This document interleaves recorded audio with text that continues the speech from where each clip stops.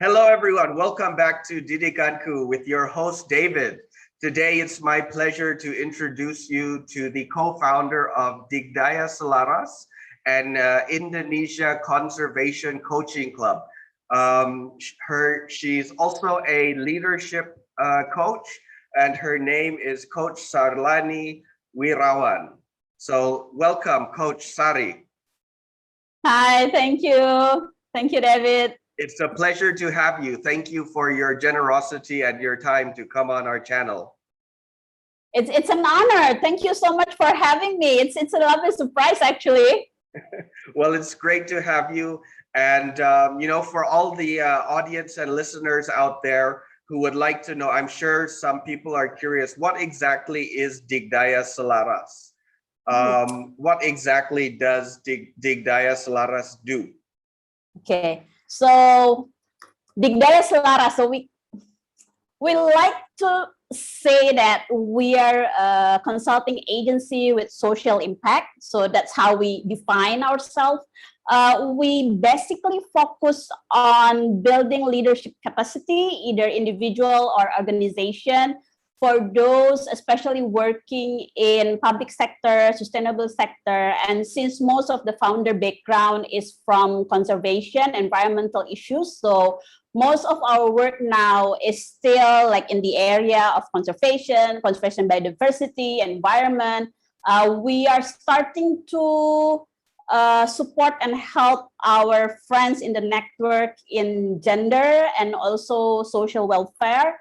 Wow. Yet it's still a learning curve for all of us. And we also so the feedback that we got from our client is that they actually ask our support to be able to help surfacing conversation among stakeholders, since usually that is a difficult conversation, sensitive conversation, and how to make a conversation meaningful, yet also in a safe and people feel comfortable talking about themselves, talking about sensitive issues. So basically that's what we are doing. And since we are focusing on surfacing conversation, our services is mostly in facilitation and also coaching. Okay. Wow. So, you've mentioned a whole broad range of services there. It's kind of hard to pinpoint on one of them, but have you always been part of conservation, or did you start more as a leadership coach and then kind of go into conservation?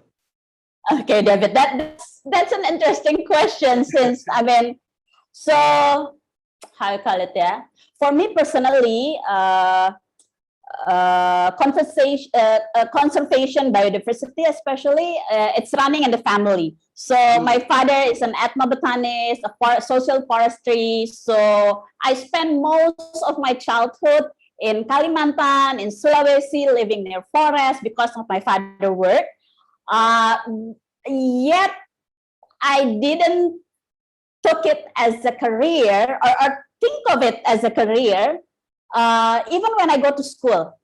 So, and then somehow life turned it on, and then I was there.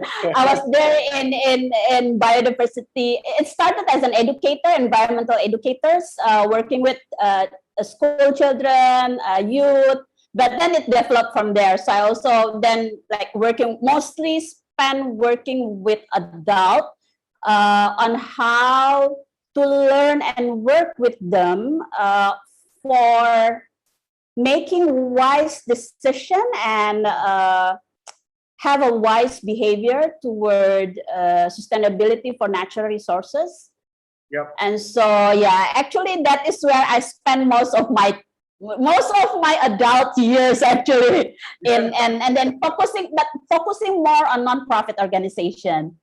Okay. Well, there's something interesting you said there. It runs in the family. However, this path you took kind of just happened. You didn't plan to kind of follow the family heritage, so to say, or the family's footsteps, but you kind of fell into it. So what did you actually study when you were thinking about your career? I'm interested, and I'm a bit curious on your journey here. Yeah, because I want to stay far, far away from what my father is doing. Okay. So when I choose my major in university, I consciously choose social science, psychology. Okay. Okay. At that point, I was thinking like, okay, so psychology doesn't have any relation with forest or with how you call it, with tree species. Like it's like my understanding at that time was like it's a completely different world. Right. I was wrong. I was really wrong. Little did you know. And actually, when we talk about how us human can have a better air, a lovely ocean, it's actually talking about behavior. It's all Right. about people.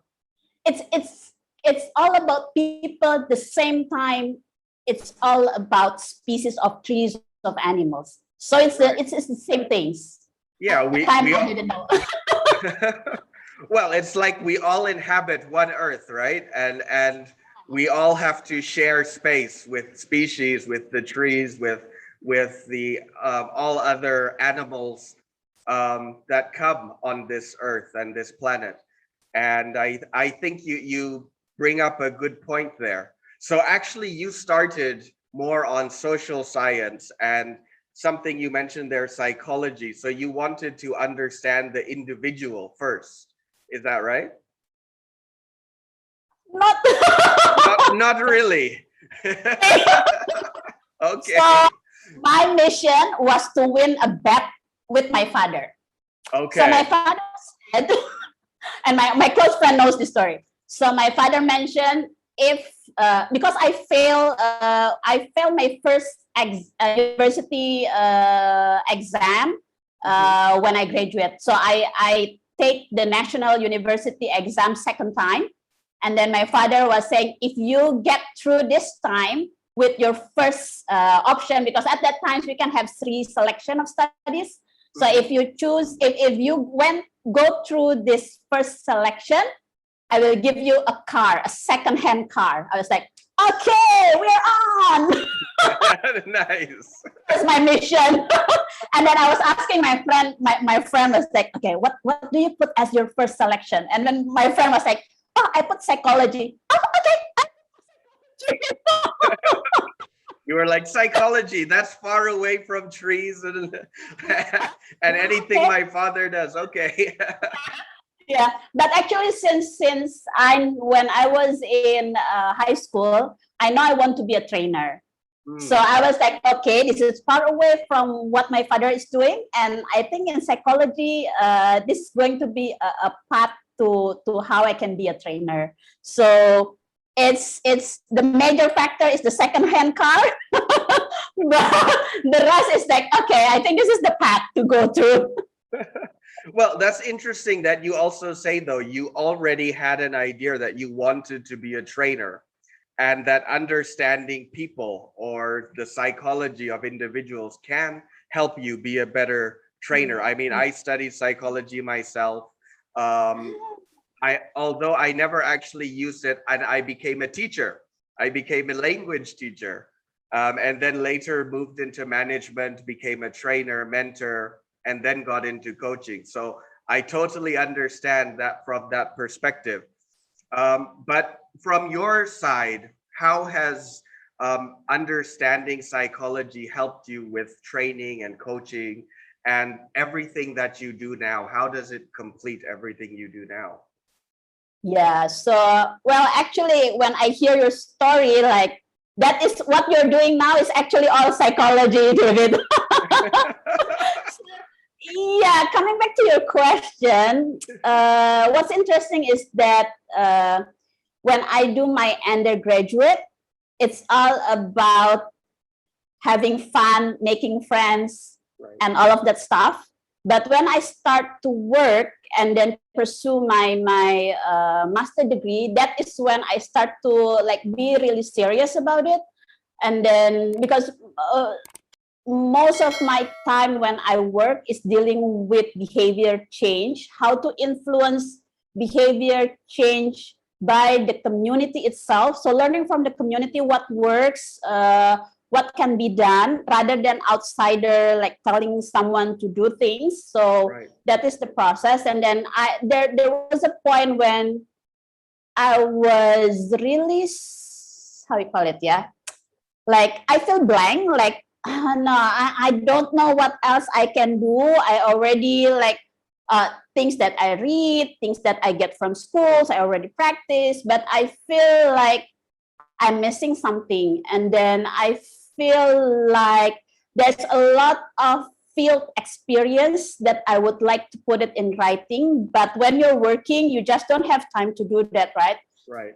And so that is when I decided I continue my education in social intervention. So it's an applied science from social psychology. So this is not psychology like in counseling or therapy, but more like psychology in group setting, group processes. So that what's make me like, okay, after learning about the social intervention from a friend, I think this is relate to what I'm doing. So that is where it's building. It's built. Interesting. So you reached a point where you were like, where do I go from here? And that kind of sparked your interest. Maybe I need to focus on the larger picture and focus more on the social science of groups rather than just individuals. That's really interesting how you put that. And I think everyone goes through that stage where you learn something and then you kind of hit a plateau where you kind of go, where do I go from here, right? And it's a wonderful journey, I think, that you've shared there, that you kind of expanded your horizon. So my next question is, what got you into coaching after you had studied that and you studied group psychology, so to say? What got you into coaching? Actually, the way you mention it, it again hit the place where, okay, I've been doing this work for more than 12 years, and at that time in the nonprofit, I'm no longer have intensive time spent on the field, so I'm more into the management structure. I feel like I'm missing something because I'm not in the field as much as I wanted to be, and I feel like how you call it, yeah. Like looking for something that I can really have a touch, look directly, feel directly, but with the, I know you might understand when you go into an organization, you go higher up. It's you feel like, for me at that time, like I used to be on the field, I feel like I'm too much on the management side. And yeah, when you, sorry, so maybe like when you go into management, you feel a bit out of touch with everything that happens on the ground, because you're basically looking at the overview as a manager, and you kind of lose touch from everything that's being done in the field or on the ground. Is that right? Exactly. Okay. And with that I actually also like treasure the time when I work with management, strategic vision. I mean, that's another story. Yet at that time, and then most of, so when I was in that nonprofit, we actually help local organization, local community group through coaching and mentoring to be able to deliver a conservation initiative for like a year or 2 years. So, but then that is like learning it just based on book, learning by myself, having a discussion with team, not specifically go into training. And so about 2 years before I start learning about coaching, I sent 2 of my team members to start learning coaching, and then they came back with feedback, "Mbak, you must study that coaching." And so I based think a on my lot of thing. people who join coaching training say that. Yeah. So then I see my friend also joins. So okay, I just go study this, and then yeah. So that is how I start Wow. doing coaching. And everything from there, you then actually started getting certified with the ICF as well as an associate, as a professional coach. How long did that take, that whole journey into coaching? Because Yeah, I know it's not a short time. It takes a lot of effort, right? yeah, it's and it's also interesting, you know, when I don't know with you, but for me when I join the coaching school, I feel like it's talking about me. Mm. It's not about me being equipped with skills to help others, but it actually helped me to see things more clearly. Mm. And then during that course, I was having that question like, okay, I'm in this age, late 40.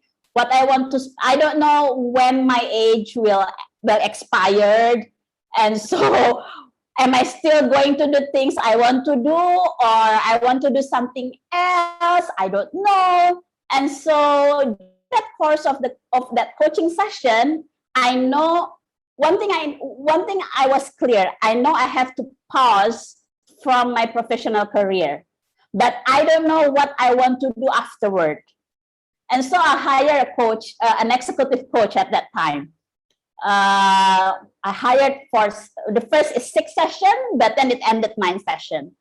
Okay. And that actually helped me see things more clearly, especially the reason and also how you call it, yeah, the determination that yes, pausing is needed at my time. And then it doesn't matter what I would do afterward, but I come to a critical age, my own standard, yeah, critical, yeah.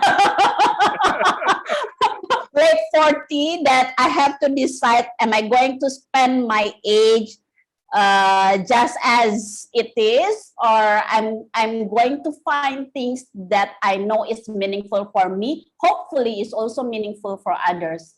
And Right. so I pause, and then at the end of that coaching session, I know that I have to resign, I have to pause, and the only thing I know is I have to pursue ACC, ACF.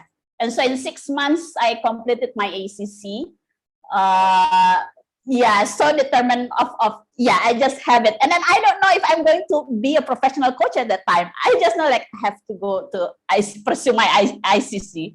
Yeah, I totally understand, because when you go through coaching, there's a certain level of self-awareness and self-reflection, and you kind of assess yourself, right? And you look into what's important for me, what's important in this stage of my life, where do I see myself going? So I absolutely understand from that point of view. And it's really interesting that, so at that stage, you kind of had this determination. I know that coaching is going to be the vehicle that can help me help more people, and help me get to where I want to go. And it's really interesting how your determination, you finished the ACC within 6 months. I think people kind of dragged that on for quite some time, but you were very determined. Was there any bet this time?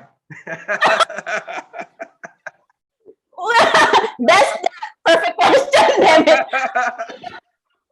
No, there is no bet at this time.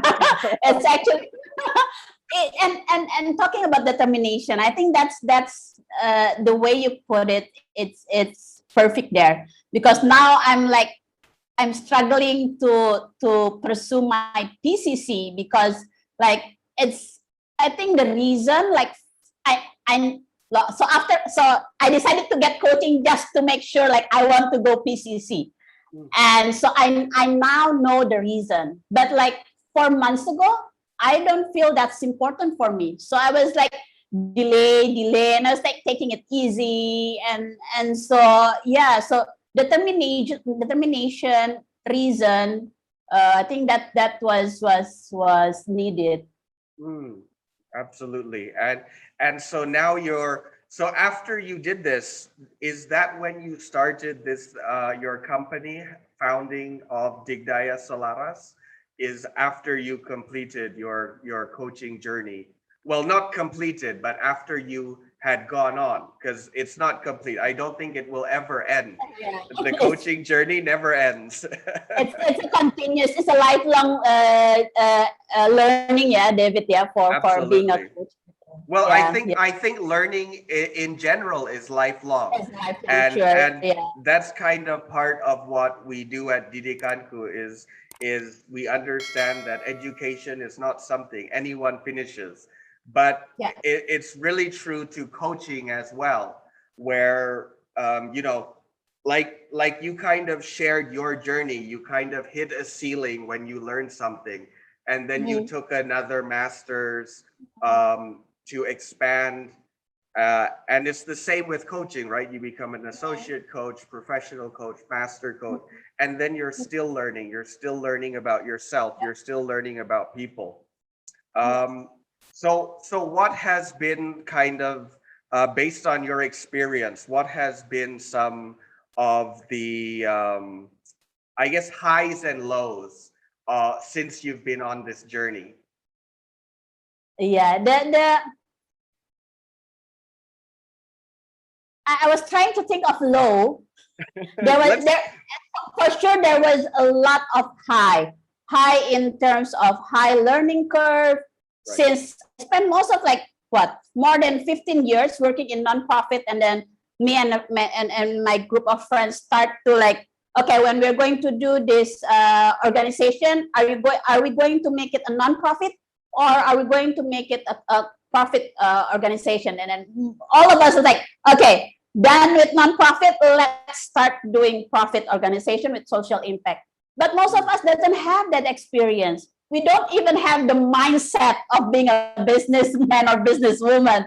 So that one thing was a high learning curve. And even up until now, for me, it's still a high learning curve journey, because being a businessman or businesswoman is not about doing the work day to day or thinking about profit day to day. It's a mindset.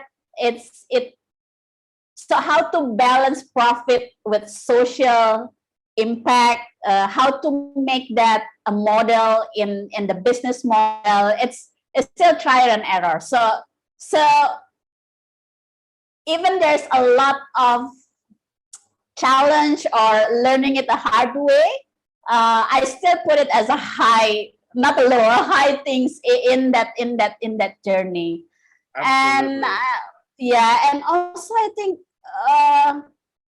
I have more friends and wider uh, and learning wider sector now compared to when I was still working in nonprofit sector. So that's also for me, it's interesting part. There's a lot of failure there of learning, yet I still name it high, since it's an eye opener. I haven't, like when I was working 15 years in nonprofit, I don't have many, I don't know people at personal level working in sales, for example. Right. Now I have lots of friends in sales, in FMCGs, in banking. So it's very interesting journey. And what I find very interesting about what you're saying that brings more questions to me, more curiosity for me, is that you have this very growth mindset where you say you went through so many challenges, you went through so many high learning curves, but for you, those were actually high points. A lot of people they hit those challenges and they might, I think most people hit those challenges and they think, oh, maybe I need to step back, maybe I need to slow down. But you have a very unique mindset that I think a lot of the listeners here and audience, I think should take after which is have a growth mindset. See those challenges as something you can learn from. See those failures as high points, not low points, because that's where you learn the most. That's when you actually learn things that you never imagined you could learn. So what about this Indonesia Conservation Coaching Club? How is this different from your actual business? What motivated you to start this club? Okay, so but by the way, thank you so much for restating and emphasizing the growth mindset. Uh, and I just want to add that, especially during this pandemic time, this is a perfect time just to learn and experiment, because no one had experienced this time before, and so no one know which one is wrong and which one is right. Right. Unless Exactly. you try it and then you fail and then, okay, I do it better. So yeah, thank you for putting that very beautiful, David. And thank you thank you for adding that's a very good point. Right now, during the pandemic, there's a lot of people there who have given up, have lost a lot. But you're right, we need to have that growth mindset. We need to have that positive outlook that, it's not just us, it's happening to everyone. And we all can learn from this. We can all grow, we can all be better. And I think at the end of the day, if we look at it like that, then things will be better. Hopefully. So it's very beautiful that you added that statement. So back to the question. Yeah. Okay. So yeah, Indonesia. So by now you must see that my life is full of playing. Yeah, because with Indonesia Conservation Club, that was actually started as, how you call it, like a group to have fun, since we realized that people in conservation biodiversity sectors, although most of the time work is to build participatory, to build engagement with stakeholders, we only know facilitation and training.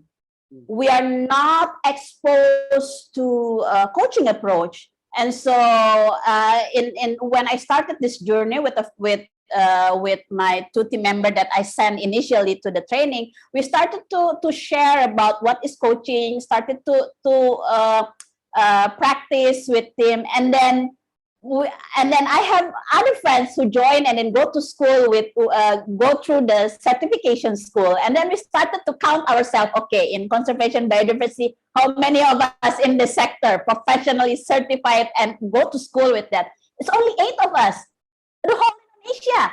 Wow.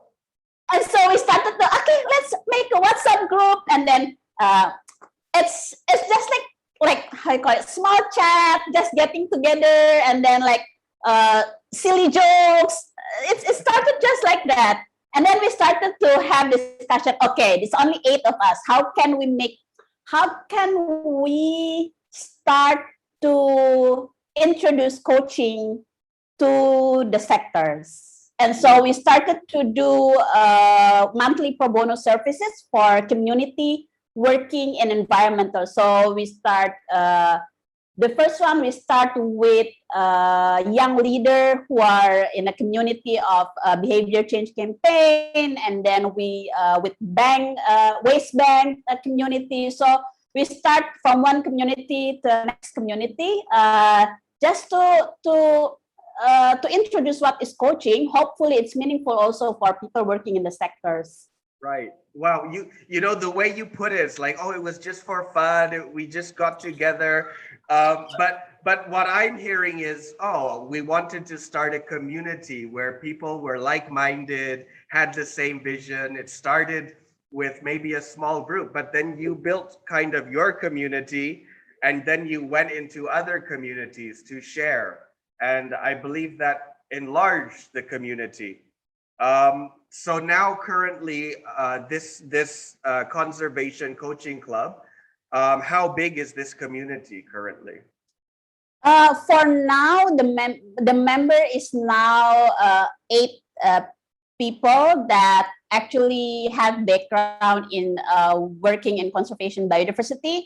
There was occasion when we do pro bono coaching, but there's many coachee, yet not so much coach. So we have additional, we call it honor guest, honor coach member, which is not having a background in conservation, but they're really willing and then have passion to help others.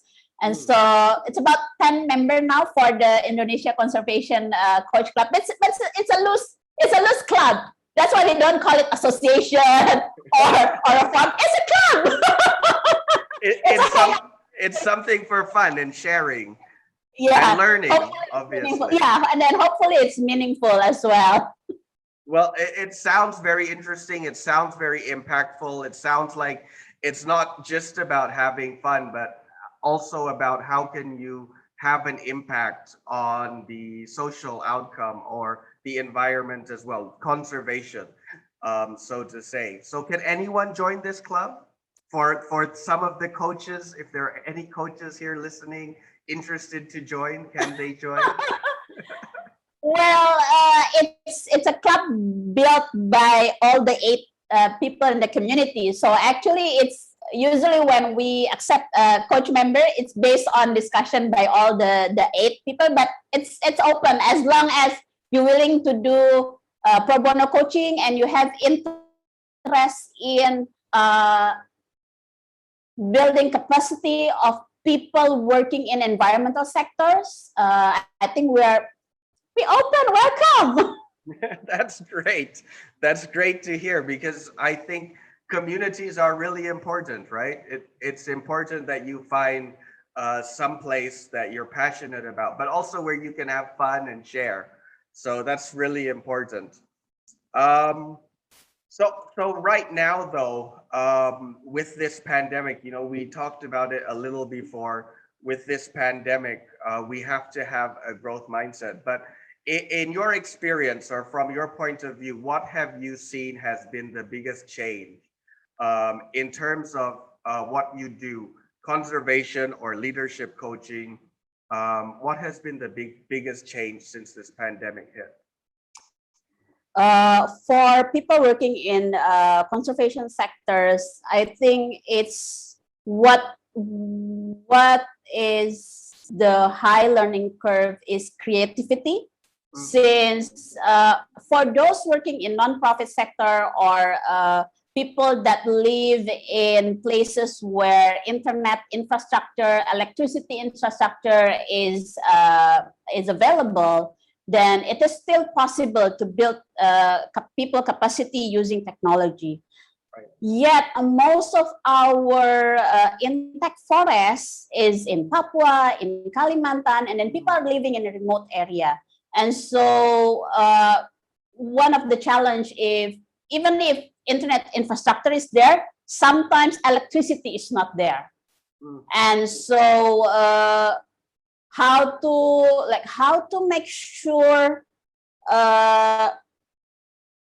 technology infrastructure is available, so even through this pandemic, people that have interest and then working with others to support others working in environment can still have meaningful impact. Wow. Yet okay.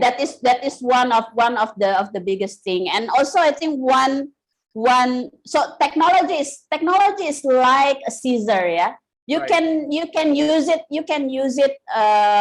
for a useful way. You can use it for a wrong way.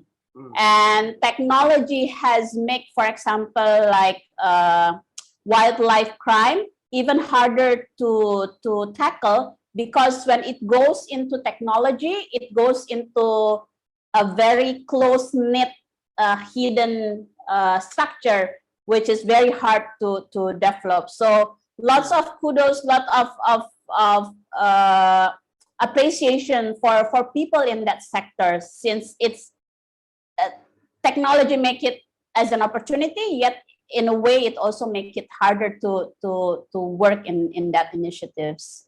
Right. And with everything going digital, Yeah, I think I see your point here. When you say technology can be used for good, it can also be used for bad. It really depends on how creative we are or what is our purpose when we're using it. So that's quite interesting because I think everyone right now has been forced to learn new technologies, and a lot of good things are coming out of it, but there are some negatives, I guess, as with most changes that happens, right? So Yeah, that's quite. and if I have to add, David, it's creativity and courage. Mm, Courage to try new things, yeah, courage to feel comfortable of not knowing and just try it with limited information. And that is what I find that differentiate people that are now successes during this pandemic yeah, and people that are still having major challenge, is that having that courage and then having that feeling of comfortable in uncertainty, in uncontrollable situation. right. Just kind of understanding that you need to step out of your comfort zone. You need to go through these challenges. Don't worry about the unknown because it's unknown. It could actually be high points, as you mentioned earlier. So that's really, I mean, a lot of the messages that you've been sharing, determination, understanding, you have to just take that leap of faith. You have to have the courage to step out of your comfort zone.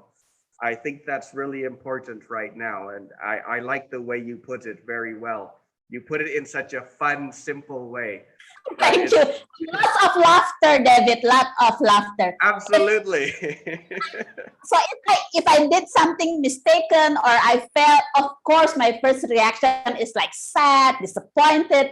But then when I look through it like on a different day, I was like, that is so funny. Like, how can I have my mind thinking about that? So lots of laughter. Absolutely. We have to learn to laugh at our mistakes and, well, learn from them, but also laugh at them, right? Like, now that I know the right way to do it, it's funny that I did it that way back in the past. So that's really interesting. I would like to keep talking here, Coach Sari. However, we are running out of time. So I do have another question that I like to ask all our first time guests. And that is, you talked a little bit about a critical point in your life or critical age. Well, let's say that that time has come. Your time to move on to a better place has come. You've accomplished everything that you wanted to do in terms of your mission for conservation, for society. And you can only leave two pearls of wisdom for everyone to remember you by. I know you've already shared quite a lot, but what would be your main two pearls of wisdom? That's a hard question, David. I think I only have one. That would be enjoying and embracing life. All with the ups and the down, the high and the low, because the people that we shared, the experience that we gone through, the time that we only know what we know at this time, right? We don't know about tomorrow. We might know yesterday, but we also don't know really completely understand what yesterday was. So enjoying and embrace life, have fun. Fun, because that is what makes us here today. I love it. So I think those are two pearls of wisdom: enjoy, embrace life, and have fun. So I love how you put it like that. But what would be some, sorry, just to expand on this a little bit, for some people who are maybe right now in a low place, what can they do to be present and enjoy and embrace life and have fun? What are some things people could do? I have my favorite coaching question for that. Mm. So if this low point of life is your teacher, what does your teacher would like you to learn about? What does this teacher would like you to be good at? Mm. That's a great question. So for anyone out there who's looking for how you can embrace your life, how you can have fun, I think remember that question. Remember this question below and ask yourself this question, reflect on it, and find your presence. I think is very important. Be self-aware. And that's kind of what coaching is about. So thank you so much, Coach Sari, for your generosity, for your time. I do have another question, not related to coaching, but more related to if anyone wants to get in touch with you, maybe your services through Digdaya Selaras, or maybe even they feel that they can add something to the Conservation Coaching Club. I know it's hard to get in. You need confirmation from 8 people. But I'm sure there are people out there who would love to be part of that community and have an impact. So what would be the best way to connect with you? I think the best way, the fastest ways is direct message through Instagram. My Instagram is si undul. So how is that spelled? SIUNDUL.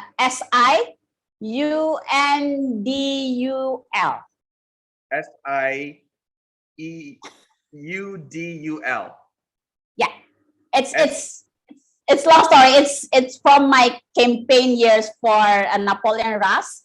Is so the scientific name is Salinus undulatus. And then when I work in a village, the children call me Mama Undul because I bring this gigantic fish mascot to school.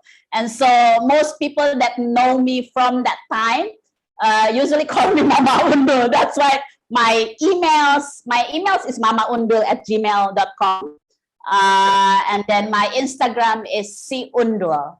And lots of my friends start like, you're a coach now. You have to have a professional branding. Why you put si undul? Like, I'm happy with si undul. That's my identity. No, it just sounds like you. Something fun, something very very close and warm and lighthearted. So si undul, or your email is Mama Undul. Is that right? Mama.undul. Mama.undul@gmail.com. Okay. So for anyone who's interested in connecting with Coach Sari, for any of the listeners who want to have an impact on conservation or want to be part, we'll leave that in the description below for you to connect with Coach Sari. So once again, Coach Sari, thank you so much for your time, your sharing, your experience, and your pearls of wisdom. I think that's something very important, especially during this time. So thank you. Thank you so much for having me and for inviting me to your podcast. I mean, this is a very wonderful talk, sharing, and then I like how you reframe and take the learning point from my random life of stories, David. So thank you so much for putting that as an insight. Well, thank you for providing these insights that I hope the listeners can enjoy and can take something from this podcast. So if any of you have any comments or questions, please leave them in the comment section. And if you have any questions, you can leave them there too. For now, thank you all for listening. Thank you again, Coach Sari, for your generosity and your time. Bye for now. Bye. Thank you.